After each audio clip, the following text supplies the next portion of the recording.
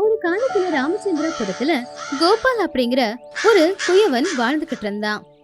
அவன் செய்யற பானைங்க ரொம்ப அழகாவும் ரொம்ப ஸ்ட்ராங்காவும் இருக்கும். அவனுடைய அந்த கைத்திறமைய பார்த்து அந்த ஊர்க்காரங்க மட்டும் இல்ல, பக்கத்து ஊர்க்காரங்களும் அவன்கிட்ட தான் வந்து பானை வாங்குவாங்க. அவனுடைய மனைவியோட பேரு சுரேகா. ஐயோ, திறமையான பானை செய்யறவன்னு பேரு வாங்கினா பத்தாது, அந்த திறமைக்கேத்த பணமும் வரணும். அப்பதான் நம்ம 3 வேளை வயிறார சாப்பிட முடியும். வெறும் நல்ல பேரை மட்டும் வச்சுக்கிட்டு என்ன சும்மா உக்காருதா அப்படின்னு எப்பவுமே ஊசி குத்துற மாதிரி வார்த்தைகளால சொல்லி கோபாலாவ கஷ்டப்படுத்துவா. ஆனா கோபாலுக்கு இதெல்லாம் பழகி போச்சு. எப்பவுமே சுரேகா சொல்றதை இந்த காதுல வாங்கி அந்த காதுல விட்டுடுவான். இப்படி இருக்கும்போது ஒரு நாள் கோபால் 2 அழகான பானைகளை தயார் பண்ணான்.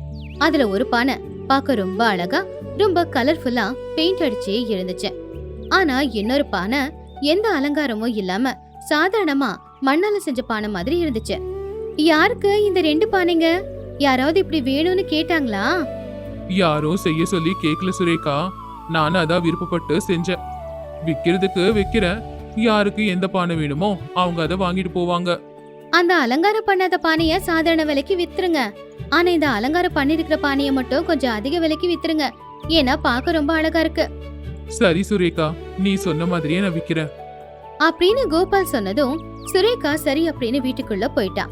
கோபால் அவன் வேலைய பார்க்க ஆரம்பிச்சான். அப்பதான் அந்த 2 பானைகளும் பேசிக்க ஆரம்பிச்சுது. என்ன பாத்தியா, நான் பார்க்க எவ்வளவு அழகா இருக்கேன், பாக்குறதுக்கு கலர்ஃபுல்லா இருக்கேன். யாரா இருந்தாலும் என்னதான் விரும்பி வாங்குவாங்க. இங்க இருக்கிற அத்தனை பானைகள்ல என்ன மாதிரி அழகு யாரும் இல்ல. உண்மைதான், நீ பாக்குறதுக்கு ரொம்ப அழகா இருக்க. உன்னை யார் பார்த்தாலுமே ஆஹா அழகா இருக்கேன்னு எடுத்துப்பாங்க. ஆனா அழகா இருக்கிறது மட்டுமே முக்கியம் இல்லல்ல, உன்னோட தேவையும் இருக்கணும் இல்லையா? நீ என்ன வேணும்னாலும் சொல்லிக்கோ, எல்லாரும் என்னதான் பாப்பாங்க, என்னதான் எடுத்துப்பாங்க. ஹா, நீ பாக்குறதுக்கு எவ்வளவு ஸ்ட்ராங்கா இருந்தாலும் உன்னை முதல்ல எடுத்துக்க விரும்ப மாட்டாங்க. பார்க்க அழகா இருக்கிறதுனாலதான் என்னதான் விரும்புவாங்க. 2 பேரும் 2 விதமா இருக்கும். பார்க்கலாம். எதிர்காலத்துல நாம எல்லாருக்குமே பயன்படுற மாதிரி இருக்கணும். முதல்ல யாரை எடுக்கிறாங்கன்றது முக்கியம் இல்ல, கடைசி வரைக்கும் யாரை பயன்படுத்துறாங்கன்றதுதான் முக்கியம் அப்படின்னு அந்த பலமான பானை சொல்லுச்சு. இன்னொரு பக்கம் முதலாளி ரங்கையா வேலைக்காரனை வர சொன்னாரு. சொல்லுங்க ஐயா, இந்த பணத்தை எடுத்துட்டு போய் நம்ம பானை செய்யற குயவன் கோபால் இருக்கால, அவனுக்கு கொடுக்கணுமா? என்ன முதல்ல முழுசா சொல்ல விடுறாங்க ஐயா, எதுக்காக அவசரப்படுற? உங்க அம்மாவும் இப்படிதான், என்னை எதையுமே சொல்ல விட மாட்டா. என்னமோ உலகத்திலேயே அவதான் பெரிய புத்திசாலிங்கிற மாதிரி, அவ சொல்றதுதான் சரியா இருக்கும்ன்ற மாதிரி எப்பவுமே சொல்லிக்கிட்டு இருப்பா. நீயே இப்ப அப்படியே இருக்க. மன்னிச்சிடுங்க ஐயா, இப்ப இந்த பணத்தை வச்சு என்னங்க ஐயா பண்ணணும்? வீட்டுக்கு 2 பானை வேணும்னு ரொம்ப நாளா அவ கேட்டுக்கிட்டு தானே இருக்கா. இப்ப எனக்கு புரியுதுங்க ஐயா. இந்த பணத்தை கொண்டு போய் கோபால் கிட்ட கொடுத்துட்டு 2 நல்ல பானைய வாங்கிட்டு வரணும், அவ்வளவுதானே? அவ்வளவுதான், போ. ரங்கையா முதலாளி கிட்ட பணத்தை வாங்கிக்கிட்டு நேரா கோபாலோட வீட்டுக்கு வந்தான். அங்க விக்க வச்சிருந்த 2 பானைகளை பார்த்தான். எங்க ஐயா உன்கிட்ட 2 பானையை வாங்கிட்டு வர சொல்லி சொன்னாரு. இங்க வந்து பார்த்தப்போ இந்த 2 பானை எனக்கு பிடிச்சு போச்சு, நான் இதையே எடுத்துக்கிறேன் அப்படின்னு கோபாலுக்கு பணத்தை கொடுத்துட்டு ரங்கையா 2 பானையை எடுத்துக்கிட்டு சுப்பையாவோட வீட்டுக்கு வந்தான். சுப்பையாவோட மனைவி அந்த 2 பானையை பார்த்து ரொம்பவே சந்தோஷப்பட்டாங்க. ரங்கையா, இந்த 2 பானையும் எனக்கு ரொம்ப பிடிச்சிருக்கு. அலங்காரம் பண்ணி அழகா இருக்கே இந்த பானை, இத நான் பூஜை அறையில கொண்டு போய் வச்சிடுறேன். அப்புறம் இந்த பானையில இருந்து நீ தினமும் தண்ணி மொண்டு எடுத்துட்டு வா, சரியா? சரிங்கம்மா அப்படின்னு சொல்லி அந்த கலர்ஃபுல்லா இருக்கிற பானையை கொண்டு போய் பூஜை அறையில வச்சுட்டாங்க. ரங்கையா அந்த சாதாரண பானையில தண்ணி கொண்டு வர போனான். இப்ப அந்த கலர்ஃபுல்லா இருக்கிற பானைக்கு ரொம்ப பெருமையா இருந்துச்சு. ஹஹா, என்ன பூஜை அறையில வச்சிருக்காங்க, அதிர்ஷ்டம் எனக்கு தான் இருக்கு அப்படின்னு நினைச்சு ரொம்பவும் சந்தோஷப்பட்டுச்சு. பலமா இருக்கிற எந்த வண்ணமும் பூசாத பானையில ரங்கையா தண்ணிய கொண்டு வந்தான். அந்த பானையில சமைச்சு பார்க்கலாமேன்னு அந்த பானையில சமைக்க ஆரம்பிச்சான். அப்படி அந்த பானைக்கு ஓய்வே இல்ல, எல்லா விதத்திலயும் அந்த பானை பயன்பட்டுச்சு. இப்படியே நாட்களும் போச்சு. சுப்பம்மா தினமும் பூஜை செய்யும் போது எல்லாத்தையுமே கழுவி வச்சு பூஜை செய்வாங்க. ஆனா கலர் போயிடுமோ என்னமோன்னு அந்த பானையை மட்டும் கழுவவே மாட்டாங்க. அது அந்த கலர்ஃபுல்லான பானைக்கு ரொம்ப கவலையா இருந்துச்சு. என்ன அசைக்க கூட மாட்டேங்கிறாங்க, உள்ளேயே வச்சிருக்காங்க. நான் பல நாளா இப்படியே இருக்கேன். இந்த அம்மா காலையில பூஜை செய்ய வரும்போது இந்த அம்மாவை நான் பாக்குறேன். இங்க இருக்கிற எல்லா பொருளையும் அசைக்கிறாங்க, எல்லாத்தையும் தொடச்சு வைக்கிறாங்க. ஆனா ஒரு நாள் கூட என்ன தொடச்சது கூட இல்ல. அப்ப நான் காலத்துக்கும் இப்படியே இங்கேயே இருந்துதான் வீணா போகணுமா? நான் எதுக்கும் பயன்படவே மாட்டேனா? நான் இப்படியே இங்கேயே தான் இருக்கணுமா? அப்படின்னு அந்த பானை வருத்தப்பட்டுக்கிட்டு இருந்துச்சு. இன்னொரு பக்கம் சமையல் அறையில ஒரு மூலையில இருந்த அந்த ஸ்ட்ராங்கான பானை மனசுக்குள்ள, எனக்கு ரொம்ப சந்தோஷமா இருக்கு. இந்த குடும்பத்துல நானும் இப்ப ஒருத்தியா இருக்கேன். தண்ணி எடுக்க என்ன பயன்படுத்துறாங்க, சமைக்க என்ன பயன்படுத்துறாங்க, ஏதாவது பொருள் போட்டு வைக்க பயன்படுத்துறாங்க. சந்தோஷமா இருக்கு அப்படின்னு அந்த பானை சந்தோஷப்பட்டுச்சு. இப்படியே நாட்களும் போச்சு. எந்த வண்ணமும் இல்லாத அந்த பானை பாக்குறதுக்கு எப்பவுமே ரொம்ப சுத்தமா தான் இருந்துச்சு. ஆனா பூஜை அறையில இருக்கிற அந்த கலர்ஃபுல்லான பானை அந்த ஊதுவத்தியோட புகைக்கு, அங்க எரியிற விளக்கோட புகையெல்லாம் பட்டு பாவம் பாக்குறதுக்கு கருப்பாவே மாறிடுச்சு. ஒரு நாள் சுப்பம்மா ரங்கையாவை கூப்பிட்டாங்க. ரங்கையா, இந்த பானைய கொஞ்சம் சுத்தம் செஞ்சு வை. பூஜை அறையிலே இருந்ததுனால ரொம்பவும் அழுக்கா இருக்க பாரு. அதுக்கு ரங்கையா சரின்னு சொல்லி அந்த பானையை கழுவுறதுக்காக கொண்டு வந்து கிணத்தடியில வச்சான். கிணத்துக்கிட்ட ஏற்கனவே தண்ணியோட இருக்கிற அந்த பலமான பானை இருந்துச்சு. அந்த பலமான பானை சந்தோஷமா இருக்கிறத பார்த்து கலர்ஃபுல்லான பானை இப்படி கேட்டுச்சு, உன்னால எப்படி இவ்வளவு சந்தோஷமா இருக்க முடியுது? அப்போ அந்த பலமான பானை அது ஒரு நாளைக்கு என்னால வேலை செய்யுதோ எல்லாத்தையும் சொல்லுச்சு. நாள் புறா இவ்வளவு வேலையும் பாக்குறியே, அப்போ உனக்கு ரொம்ப சோர்வா இருக்காதா? சோர்வா இருக்கும் தான், ஆனா அது சந்தோஷமாவும் இருக்கு. நான் இந்த வீட்ல எல்லாருக்குமே பயன்படுறேன், எல்லாருக்குமே நான் தேவைப்படுறேன். அப்படி இருக்கும்போது எனக்கு என்ன கவலை சொல்லு? நான் பார்க்க அழகா இருக்கேன், ஆனா என்ன லாபம்? என் வாழ்க்கைக்கே ஒரு அர்த்தமே இல்லாம தான் போகுது. அழகா இருக்கிறது முக்கியம் இல்ல, மத்தவங்களுக்கு பயன்படுற மாதிரி இருக்கிறது தான் முக்கியம். 4 பேருக்கு நாம பயன்பட்டா மட்டும்தானே நாம வந்ததுக்கும் வாழ்ந்ததுக்கும் ஒரு அர்த்தம் இருக்கும். ஆனா நீ விரும்பின வாழ்க்கை தானே உனக்கு கிடைச்சது, அதுல என்ன வருத்தம்? நான் அப்போ யோசிச்சது தப்பு அப்படிங்கறது இப்ப எனக்கு புரியுது. நானும் எப்படியாவது 4 பேருக்கு ஏதாவது உதவியா இருந்திருந்தா நல்லா இருந்திருக்கும். ஆனா எப்படி? நான் என்ன பண்ணா என்ன பயன்படுத்துவாங்க அப்படின்னு எனக்கு தெரியல. கவலைப்படாத, உன்னோட தேவை என்னங்கறத அந்த இயற்கையே முடிவு பண்ணும். உனக்கும் ஒரு நல்ல நாள் வரும் அப்படின்னு சொல்லிச்சு அந்த பானை. கொஞ்ச நேரம் ஆச்சு. ரங்கையா வந்து அந்த பானையை கழுவுனதும் அந்த பானை பழைய மாதிரி பளபளன்னு ஆச்சு. அப்பதான் காத்துல பறந்து வந்த ஒரு ரோஜா இதழ் அந்த பானை மேல உக்காந்துச்சு. அத பார்த்ததுமே ரங்கையாவுக்கு ஒரு யோசனை வந்துச்சு. அட, ரோஜா பூ, அம்மா கிட்ட சொல்லணும் இந்த பானைய சும்மா வைக்காம இதுல ஒரு ரோஜா பூ செடி நடலான்னு. அப்ப ரோஜா நல்லா பூக்கும் அப்படின்னு சொல்லி அந்த பானையை எடுத்துக்கிட்டு சுப்பம்மா கிட்ட வந்தான். பானைய ஒழுங்கா கழுவிட்டியா? நல்லா கழுவிட்டேம்மா. அப்ப கொண்டு போய் பூஜை அறையில வச்சிடு. அம்மா, நீங்க கோவப்பட மாட்டீங்க அப்படின்னா நான் ஒரு விஷயத்த சொல்லவா? நான் ஏன் கோவப்பட போறேன் ரங்கையா? என்ன சொல்ல நினைக்கிறியோ சொல்லு. அம்மா, இந்த பானைய சும்மா பூஜை அறையில எதுக்கு வச்சு வீணாக்கணும் சொல்லுங்க? இதுல கொஞ்சமா மண்ணு போட்டு உரத்து போட்டு ஒரு ரோஜா செடியை வச்சோம்னா ரோஜா செடி வளர்ந்து அழகா பூக்களும் பூக்கும், பார்க்கவும் ரொம்ப அழகா இருக்கும் அப்படின்னு ரங்கையா கொடுத்த யோசனை சுப்பம்மாவுக்கு பிடிச்சு போச்சு. அப்படியே பண்ணு ரங்கையா அப்படின்னு சொன்னாங்க. ரங்கையாவும் சரி அப்படின்னு அந்த பானையில மண்ணு போட்டு அதுல ஒரு ரோஜா செடிய வச்சான். அப்பதான் அந்த பானை உண்மையான சந்தோஷம் பயன்பாடு என்ன அப்படிங்கறத புரிஞ்சுக்குச்சு. இப்பதான் நான் வந்ததுக்கான அர்த்தமே என் வாழ்க்கையில கிடைச்சிருக்கு. அழகு விட பயன்பாடு ரொம்ப முக்கியம். நாம மத்தவங்களுக்கு பயன்படும் போதுதான் நமக்கு மதிப்பும் இருக்கும், சும்மா இருக்கிறதுல எந்த மதிப்பும் இருக்காது. நான் அந்த பலமான பானைக்கு தான் நன்றியே சொல்லணும் அப்படின்னு நினைச்சது அந்த பானை. கொஞ்ச நாள்ல அந்த பானையில இருந்த ரோஜா பூச்செடியில நிறைய பூக்கள் பூத்துச்சு. அப்ப அந்த பானைய பார்த்து எல்லாருமே பாராட்டும் போது அந்த பானை மனசுக்குள்ள ரொம்ப சந்தோஷப்பட்டுச்சு. கோதாவரி பக்கத்துல இருக்கிற ஒரு அழகான கிராமத்துக்கு தர்மையா தான் ஊர் தலைவரா இருந்தாரு. தர்மையா வீட்ல உக்காந்துக்கிட்டு நைட்ல இருந்து காணாம போன தன்னோட பொண்டாட்டிய பத்தி யோசிச்சுக்கிட்டு கவலைப்பட்டுக்கிட்டு இருந்தாரு. என்கிட்ட சொல்லாம பேசாம வாசல் கூட தாண்டாம இருக்கிற என் பொண்டாட்டி பூதேவி எங்க போயிருப்பா? நைட்டு சாப்பிடும்போது ஒரு சின்ன சண்டை நடந்துருச்சு. அப்பத்துல இருந்து இப்ப வரைக்கும் இவ காணாம எங்க போயிட்டா, இவ எங்க போயிருக்கான்னு இப்போ யாருகிட்ட கேக்குறது? ஊர்ல யாரு கூடயாவது போயிருப்பாளா? சேச்சே, அப்படியெல்லாம் செய்ய மாட்டா. ஊருக்குள்ள யாருகிட்டயாவது போய் கேட்டா தர்மையாவோட பொண்டாட்டியே எங்கேயோ போயிட்டா அப்படின்னு அசிங்கமா நினைப்பாங்க. ஒரு வேலை செய்யற, ஊருக்குள்ள போய் யாருக்குமே தெரியாம என் பொண்டாட்டி யார் வீட்டுக்கான போயிருக்காளான்னு பாத்துட்டு வரேன் அப்படி நினைச்சுக்கிட்டே ஊருக்குள்ள போனாரு தர்மையா. எந்த வாசல்லையும் தண்ணி தெளிச்சிருக்கல, கோலம் போட்டிருக்கல, அந்த ஊருக்குள்ள யாரு வீட்லயும் பொம்பளைங்களே இருக்கல. அந்த ஊரே பொம்பளைங்க இல்லாம வெறிச்சோன்னு இருந்துச்சு. அப்போ தர்மையாவுக்கு அந்த பக்கம் 4 பேரு கூட்டமா பேசிக்கிட்டு இருக்கிறத பார்த்து தர்மையா அங்க வந்தாரு. அவங்க பேசுற பேச்சும் அவருக்கு கேட்டுக்கிட்டு இருந்தது. ஏண்டா கோவிந்த், பொம்பளைங்க காணாம போறதெல்லாம் ஒரு விஷயம் நினைக்கிறியா? ஆம்பளைங்க முன்னாடி அவங்க ஆட்டோ எவ்வளவு செல்லும் சொல்லு. ஆமாண்டா, ஆம்பளைங்க எவ்வளவு பெரியவங்க, பொம்பளைங்க பின்னாடி நம்ப போக முடியுமா? என்னோட பொண்டாட்டி கூட நேத்து நைட்ல இருந்து வீட்டுல காணோம். நான் ஏதாவது கவலைப்படுறேனா? வீட்டுல பொண்டாட்டி இல்லைன்னா சந்தோஷப்படணும்டா. நீ வாய மூடுறா. வீட்டுல பொம்பளைங்க இல்லைன்னா எவ்வளவு கஷ்டம்னு உனக்கு என்ன தெரியும்? கொஞ்சம் யோசிச்சு பாரு, அப்பதான் உனக்கு எல்லா கஷ்டமும் புரியும். ஒரு வீட்டுல பொம்பளை இல்லைன்னா அது அவங்களோட பிரச்சனை. ஆனா ஊருக்குள்ள எந்த வீட்லயும் பொம்பளைங்க இல்லைன்னா அது எவ்வளவு பெரிய பிரச்சனை. அது என்னன்னு முதல்ல யோசிக்கிறது வேண்டாவா?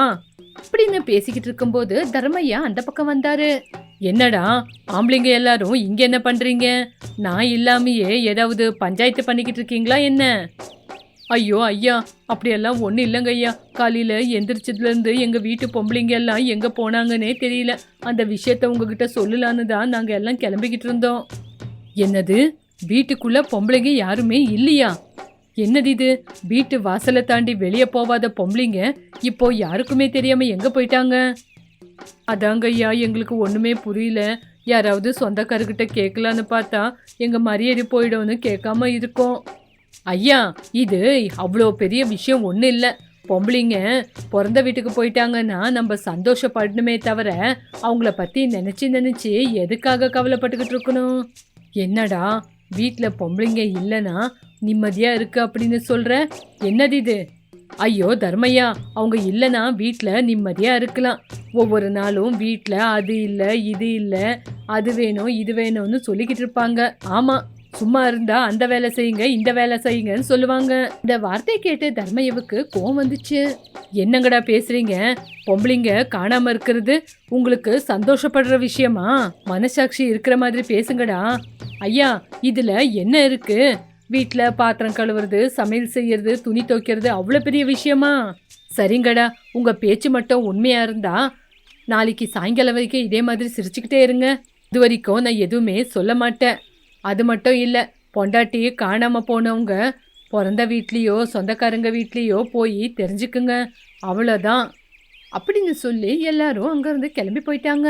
சுதாகர் சமையல் செஞ்சுக்கிட்டு இருந்தான். அடுப்புல தண்ணி இல்லாம சோறே தேஞ்சு போயிருந்தது. பாத்திரம் சூடா இருக்குன்னு கூட கவனிக்காம சுதாகர் போய் அதை தொட்டுட்டான். அவ்வளோதான், கையே சுட்டுருச்சு. ஜோதி ஜோதி, கை சுட்டுருச்சு, கொஞ்சம் தேங்காய் எண்ணெயை கொண்டு வா அப்படின்னு அவன் ஒரு நொடி சொன்னா கூட அதுக்கப்புறம் அவன் பொண்டாட்டி வீட்டுல இல்ல அப்படிங்கறத புரிஞ்சுக்கிட்டான். ஒரு நாள் ஜோதியோட கை சுட்டத அவன் ஞாபகப்படுத்திக்கிட்டு இருந்தான். வேலையை முடிச்சுக்கிட்டு சுதாகர் சாயங்காலம் வீட்டுக்கு வந்தான். வாசல்லையே கைய பாத்துக்கிட்டு கண்ணீர் விட்டுக்கிட்டு ஜோதி உக்காந்து இருந்தான். ஜோதி, சாப்பாடு போடு, ரொம்ப பசி எடுக்குது. ஏங்க, நான் சமைக்கும் போது கை சுட்டுருச்சு, நீங்களே சாப்பாடு போட்டுங்க. ஏதாவது சாக்கு போக்கு சொல்லி வேலைய தப்பிச்சுக்கிறது எப்பவும் செய்யற வேலை தானே, ஏன் பார்த்து செய்யக்கூடாதா? வேணும்னு யாராவது இந்த மாதிரி வேலையை செஞ்சுக்குவாங்களா? ஒரு நாளாவது இப்படி இருந்த கிளாஸ் அப்படி தூக்கி வச்சிருப்பீங்களா? வீட்டு வேலை, சமையல் வேலை ஆம்பளைங்க நினைக்கிற மாதிரி சுலபமான வேலை இல்லைங்க. ஒரு நாளாவது வீட்டு வேலையில உதவி செஞ்சிருந்தா தெரிஞ்சிருக்கும்.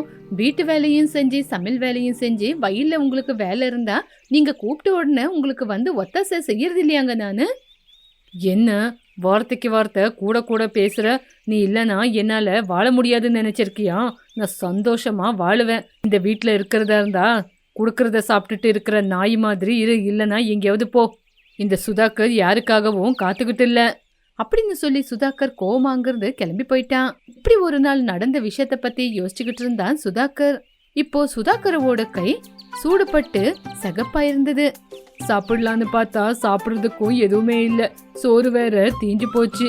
சரி, கோபாலம் வீட்டுக்கு போய் பாக்குற, அவன் ஏதாவது சமைச்சிருப்பான் அப்படின்னு கோபாலத்தை தேடி வந்துகிட்டு இருந்தான். கோபாலம் வெளியே உக்காந்துருந்தான். என்னடா இவ்வளோ டயர்டாயி அப்படி உக்காந்துருக்க? அந்த மாதிரி என்ன வேலைடா செஞ்ச? ஐயோ, இந்த தண்ணி தூக்குற வேலை என்னால முடியாதுப்பா.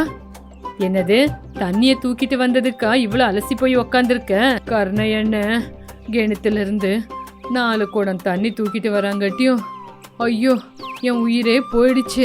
பாவண்டா ராதா இல்லி வீட்டுக்கு தேவையான தண்ணிய இப்படிதானே தூக்கிட்டு வந்திருப்பான். நேத்து குளிக்க தண்ணி இல்லைன்னு கொஞ்சம் சத்தம் போட்டு திட்டிட்டேன். அப்பத்துல இருந்தே ராதா ரொம்ப கவலையா இருந்தாடா. நான் அந்த மாதிரி சத்தம் போட்டு திட்டிருக்க கூடாது. ஏங்க மாட்டுக்கு கொஞ்சம் தீனி போடுறீங்களா? என்னவோ எனக்கு ரொம்ப டயர்டா இருக்குங்க. நாளைக்கு ஏகாதசி இல்லையா? வீட்டில் பாத்திரம் எல்லாம் கழுவணும், தண்ணி வேணும். தண்ணியை கொண்டு வந்து கையெல்லாம் ரொம்ப வலிக்குதுங்க. உன் கண்ணுக்கு மட்டும் நான் வேலை செய்யாம சும்மா நிக்க கூடாது. உடனே எனக்கே வேலை சொல்லிடுவேன். என்ன ராதா, ஒரு 2-3 குடம் தண்ணி கொண்டு வந்ததுக்கே உனக்கு கை காலெல்லாம் அவ்வளோ வலிக்குதா? ஏண்டி ஏன் இப்படி பொய் சொல்லிக்கிட்டு இருக்க? ஆமாங்க, என் கஷ்டத்தை நீங்க என்னைக்கு புரிஞ்சுக்கிட்டு இருக்கீங்க? இன்னைக்கு புரிஞ்சுக்க. என் கஷ்டம் எனக்குள்ள தானே இருக்கும். போதும் நிறுத்திரி, எப்ப பார்த்தாலும் தலைவலி. வீட்டெல்லாம் நீயே நடத்துற மாதிரி என்னடி உன் ராமாயணம்? நான் அந்த வேலை செஞ்சிருக்கேன், இந்த வேலை செஞ்சிருக்கேன். தண்ணி கொண்டு வந்து வீட்டுல வேலை செய்யறதெல்லாம் ஒரு வேலையா? சரிங்க, வீட்டு வேலையெல்லாம் நீங்களே செஞ்சுக்குங்க, நான் எங்கேயாவது போயிடுறேன். அதான் என்ன வேலை சொன்னாலும் செஞ்சுட்டு செய்தி. இப்படி நாடகம் ஆடாத. நீ எங்க போறதா இருந்தாலும் போ, எனக்கு எந்த கவலையும் இல்ல. நடந்த விஷயத்த நினைச்சுக்கிட்டு கோபாலும் கவலைப்பட்டுக்கிட்டு இருந்தான். ஆம்பளை அப்படிங்கிற திமிர்ல வாய்க்கு வந்த மாதிரி பேசிட்டேன்டா. அந்த மாதிரி எல்லாம் நான் பேசக்கூடாதா இருந்தது. அன்னைக்கு அவளோட விலை எனக்கு தெரியல. இப்போ அவளை பத்தி நான் புரிஞ்சுக்கும் போது அவ என் கண்ணு முன்னாடி இல்ல அப்படின்னு கவலைப்பட்டான். இந்த பக்கம் தர்மையா, பூதேவிய என் மனசுக்கு தெரிஞ்சு என்னைக்கும் அவளை நான் கஷ்டப்படுத்தல. அவளை திட்டினதா கூட எனக்கு ஞாபகம் இல்ல. ஆனா இன்னைக்கு எனக்கு எதுவுமே சொல்லாம எங்க போயிருப்பா? எனக்கு தெரியாம ஏதோ ஒரு விதத்துல அவ மனசு கஷ்டப்படுற மாதிரி நான் நடந்திருக்கேன் போல. இத்தனைக்கும் என் பூதேவி எங்க இருக்கான்னு கண்டுபிடிச்சு தெரிஞ்சோ தெரியாமலையோ நான் செஞ்ச தப்புக்கு அவகிட்ட மன்னிப்பு கேட்கணும் அப்படின்னு யோசிச்சுக்கிட்டு வீட்டுக்குள்ள இருந்து கவலையோட வெளியே வரும்போது ஒரு பக்கம் கோபாலும் சலபதி சுதாகர் கவலையோட ஒரு பக்கம் நின்னுகிட்டு இருந்தத பார்த்தாரு. என்ன இன்னைக்கு 3 பேரும் பண்டிகையை கொண்டாடினீங்களா அப்படின்னு கேட்கும்போது அவங்க கவலைப்பட்டு நின்னாங்க. நான் கேட்டுக்கிட்டே இருக்கேன், இப்போ தலை குனிஞ்சு நிக்கிறீங்க. சொல்லுங்க, வீட்ல பொம்பளைங்க இல்லனா பண்டிகை கொண்டாடுறேன்னு சொன்னீங்க. சொல்லுங்க, என்ன பண்டிகையை கொண்டாடினீங்க எல்லாரும் சேர்ந்து? நாங்க என்னவோ யோசிச்சிருந்தோம். ஒரு நாள் பொண்டாட்டிங்க வீட்ல இல்லனாவே அந்த பிரச்சனை என்னன்னு புரிஞ்சுக்கிட்டோம். பொம்பளைங்க ஒரு நாள் வீட்ல இல்லனாவே எவ்வளவு கஷ்டம்னு புரிஞ்சுக்கிட்டோம். எங்க கையில எந்த வேலையும் நடக்காதுன்னு தெரிஞ்சுக்கிட்டோம். சரி சரி, இந்த விஷயத்த நம்ம பேச்சால இல்ல கையால காட்டணும். நானும் அந்த வேலையா தான் கிளம்பிருக்கேன் அப்படின்னு ஊருக்குள்ள இருக்கிற ஆம்பளைங்களெல்லாம் கூட்டிக்கிட்டு பொம்பளைங்களை தேடுறதுக்காக முன்னாடி போனாங்க. கொஞ்ச தூரத்துல ஒரு மரத்துக்கடியில பொம்பளைங்க எல்லாம் நின்னு பேசிக்கிட்டு இருந்தாங்க. அதோ அங்க இருக்காங்க பாருங்க நம்ம வீட்டு பொம்பளைங்க, வாங்க போய் பேசலாம். ஜோதி, உன்னை எவ்வளவு கேவலமா நினைச்சிருந்த, என்ன மன்னிச்சிடு.